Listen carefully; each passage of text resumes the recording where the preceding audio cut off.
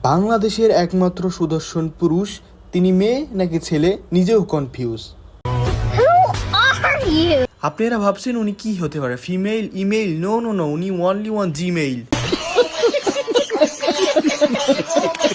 সেই ঠাডা পরন না প্যান্ট, যে প্যান্টের টাকার লোভে আমার আম্মু যখন প্যান্ট ধুইতো তখন দেখতাম রোজ টাকা পেতো।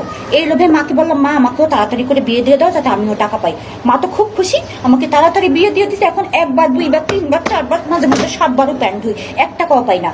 উনি সুদর্শন পুরুষ। যদি বাংলাদেশে মেকআপ না হতো তাহলে হতো বাংলাদেশের সব থেকে ভয়ানক পুরুষ। কেন করে জলদি পাও টিপা দাও। যদি না টিপি ঘুমাও কিন্তু তুমি আমার লগেই, রাইতে বটিয়াই না খাইটা দিমু।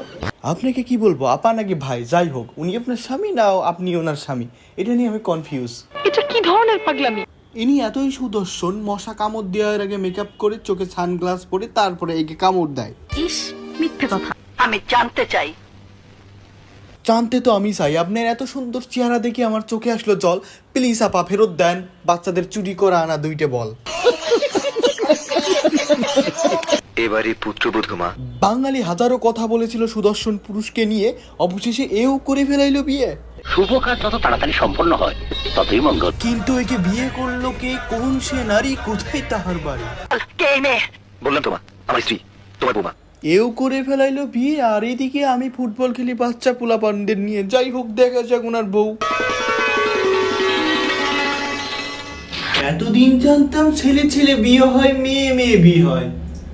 এই সারা দিকে নিজেকে নিজে বিয়ে করেছে। আর বিয়ে করবে এটাকে? না লাগবে ছেলের কামে, না লাগবে মেয়ের কামে। আর আমি বসে ভিডিও বানাই। এইসব কন্টেন্ট তো এখানে স্যার আর কোথাও বসে দেখা সম্ভব না। আপনারা লাইক সাবস্ক্রাইব করেন।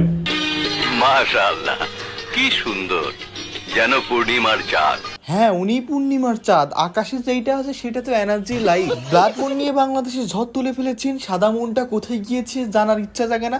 আজকে জানুন সাদা মনটাই যে ওনার ঘরে চলে এসেছে।